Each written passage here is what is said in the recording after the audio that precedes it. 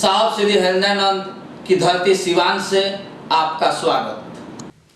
कर्ता भाव की स्थिति में ही गुरु की प्राप्ति होती है। साहब शिष्यानुभूति में लिखते हैं कि गुरु शिष्य की तलाश करते हैं। ऐसे मानने को तो लोग मान ले रहा है, किसी को गुरु मान ले रहा है, वो अलग बात है।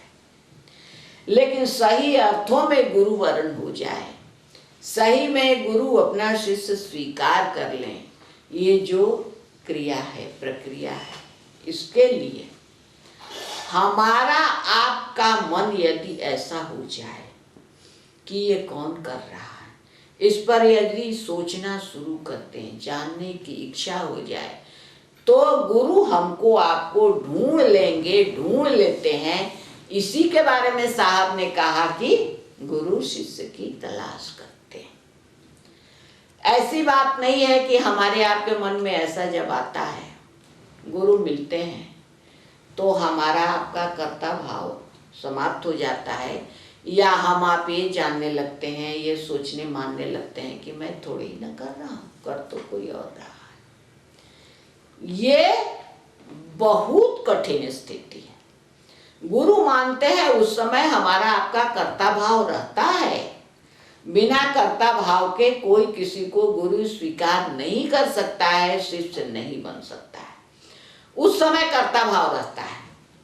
ये अनुभव होता है कि मैंने गुरु वरण किया है, या मैंने इनको गुरु माना है, या गुरु ने जो कहा है वो आदेश मैं पालन कर रहा हूं। साहब कहते हैं पूर्ण परमात्म भाव की स्थिति में ही कर्ता भाव समाप्त होता है। अब ये कर्ता भाव जो है, हम आप जानते तो हैं कि हम नहीं कर रहे हैं, कोई और कर रहा है, फिर भी ये कर्ता भाव है मन में, नहीं छोड़ रहा।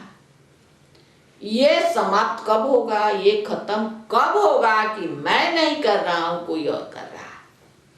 तो ये कर्ता भाव की समाप्ति के बारे में साहब अपनी अनुभूति बताते हैं शिष्यानुभूति में, कि जब हम परमात्मा से बिल्कुल एक मिक हो जाते, परमात्मा से एक निमिष के लिए भी अलग नहीं है, वैसी स्थिति में, यानी उसी को साहब ने कहा पूर्ण परमात्म भाव की स्थिति में कर्ता भाव समाप्त हो जाता है। अब हम आप जब गुरु की दया से पूर्ण रूप से गुरु के साथ रहने लगते हैं, और हम लोगों के गुरु तो ईश्वर है, यानी हम आप गुरु की दया से जब हमेशा ईश्वर या गुरु के साथ रहने लगते हैं, एक मेक हो जाते हैं, कुछ क्षण के लिए भी उनसे अलग नहीं होते हैं, तब ये कर्ता भाव मरता है, कर्ता भाव की समाप्ति होती है, और मन कहता है कि नहीं, मैं नहीं कुछ कर रहा हूँ, करने वाला कोई और है।